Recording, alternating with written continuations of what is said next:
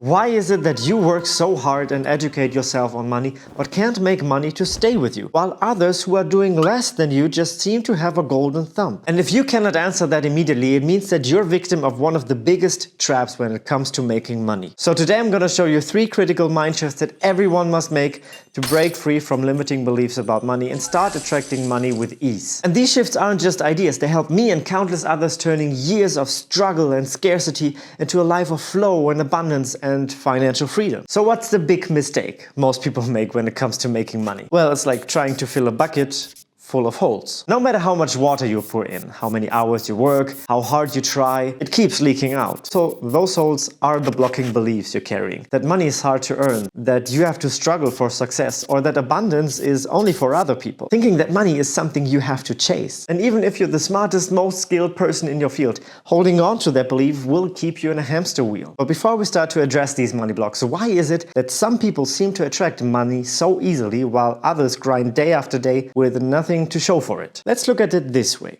Imagine you're hosting a party. People start to arrive and you're getting excited. And then one guy walks in, and before he can even take his jacket off, you go, God, what are you doing here? and I'm not talking about Kyle, he's not welcome anymore, not after the cupcake incident. So do you think he will come back? Probably not. And what do you think he will tell others how you treat people? Now let's say this time he walks in and you greet him with open arms. It's so great to see you, man. But then halfway through the night you grab him, tie him to a chair and tell him that he's not allowed to leave ever again because you love him so much and you need him in his life and you're scared that when he leaves he will never come back. How do you think he's gonna feel? Trapped? Uncomfortable and ready to bolt the second he gets a chance? And now what if instead you welcome him warmly, make him the life of the party, and when he wants to leave, you tell him, Man, this was a blast. I'm so happy you were here. Come back anytime soon and bring all of your friends. that's the kind of host people want to come back to. And now here's the twist. That guy is money. So ask yourself, how are you treating money? Are you shutting it out, insulting it, clinging to it, trapping it? Or are you letting it flow naturally, showing it gratitude and trusting that it will come back to you? And now that we know how you treat your party guests, let's have a look at why it is that no matter how much money you make, it always seems to disappear. So is it because you're just spending too much, or is there something deeper going on, like why are you spending too much?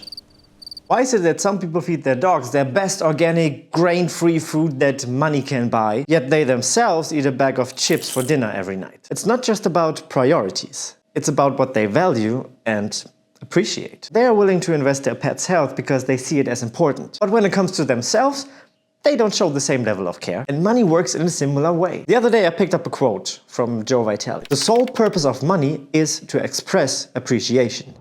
Every time you spend it, you're sending a signal about what you value. So are you buying cheap, disposable things that barely serve you? Or are you investing in what truly matters? Your health, growth, happiness, or even just simple pleasures that make life better. When you use money to appreciate yourself and the things that enrich your life, you create a flow. Money then becomes a tool for growth and enjoyment, not just plain survival. And here's a little secret. When you show gratitude for money, it feels valued. Just like that guest on your party, not Kyle. When you literally say, thank you money, with a light-hearted tonality and a smile on your face, it will come back to you. I mean it, just try it. When I get a bill, I look at it, say it, and then I pay it. But it wasn't always like this. I grew up in a household where literally every time my mother opened a bill and said, Those bastards want money from us again. so I connected in my mind getting a bill with something bad. And therefore my task shall be to keep as much money to myself as possible. And if someone then wants that money, that person is a bastard. But I wanted money too. You don't need a psychology degree to see how flawed that belief is when you want money to show up in your life. So the way you treat money is a reflection on how you treat yourself. If you're cutting corners, living in fear of not having enough,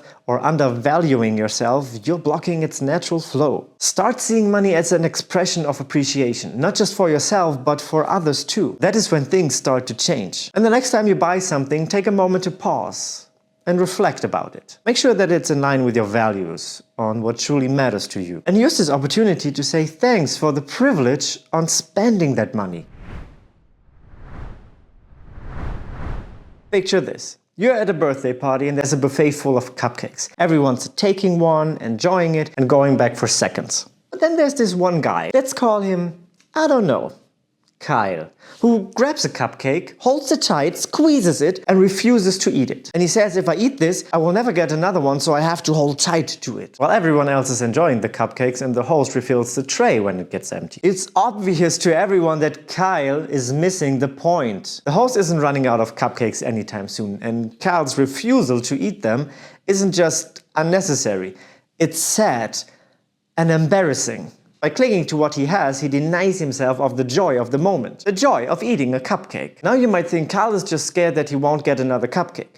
But this fear will turn into something worse. When you believe there is not enough, or worse, that you do not deserve more, you grip tighter on what you have. At first it feels like a way to protect yourself, a way to make sure you're safe when around you is scarcity and danger. But here's the twist. The fear of not having enough evolves into need. And need always turns into greed. And not because you want more, but because your survival instincts convince you that more equals safety. And then greed becomes a misguided try to escape scarcity by stocking up, holding tighter, and never letting go. Think about it, when Kyle clutches that cupcake like his life depends on it, he's just not protecting it for the moment. He's trying to silence the fear of scarcity by convincing himself that having more, holding tighter, makes him feel safe. And acting from a place of fear and survival doesn't end the cycle, it amplifies it. The very mindset that says, I need more to survive, keeps him locked in survival mode and always trying to get more and never be truly happy. And that's a paradox of greed. It's not about having more, it's about the illusion of safety. That was the point when Kyle was running around the party and snatched cupcakes off everyone else's plates. And that led to a big fight, and that led to me to never invite Kyle again. It's your survival brain tricking you into thinking that hoarding will solve the problem, while in reality it reinforces the belief that you were never safe to begin with. And the more you act out of scarcity, the more you will feel it and the more you will see scarcity in your life. So ask yourself, are you treating money like Kyle treats that cupcake? Are you feeding that very cycle of scarcity that you are trying to escape? And here's the shift for you. Safety doesn't come from hoarding, it comes from trusting. Trusting that money is energy, that it flows when you release it toward things that matter. When you stop acting out of fear and shift out of survival mode. But when you stay in survival mode, you will block opportunities, creativity and growth, and money will get further and further away from you. So what's the way out? It's not about grabbing or hoarding, it's about creating. And creating doesn't happen when you are stuck in survival mode, it happens when you shift your focus entirely. Instead of asking, how do I get more money? Ask yourself, what do I love so much that I would do it even if no money came from it? For years, I chased outcomes. I obsessed over how much I needed to make and controlled every detail because I thought this is what success looks like. And guess what? I stayed stuck and frustrated with 2 burnouts. But then one day, I let go. I stopped trying to control every outcome and started doing what genuinely excited me. What I would do even if no one would ever pay me for it. And the craziest thing happened. Money just started showing up. Not because I chased it, but because I created flow. And it hit me like that dodgeball in 2nd grade. The secret wasn't in chasing or controlling, it was in doing what I love. Money becomes a byproduct of the energy you bring to the table. If you want more money, serve more people. Deserving comes from serving.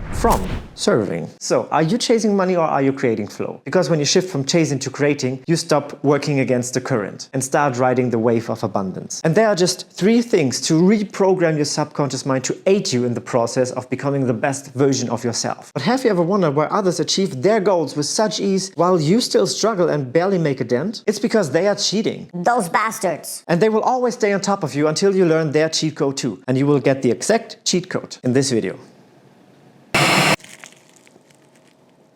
What?